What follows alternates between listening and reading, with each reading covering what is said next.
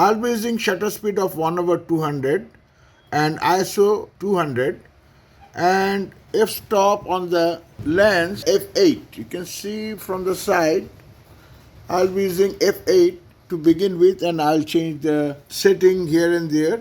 I'll be changing the f-stop to 11 and as well as 13 depending on the picture quality, and on the flash I'll be using 1/2 flash strength.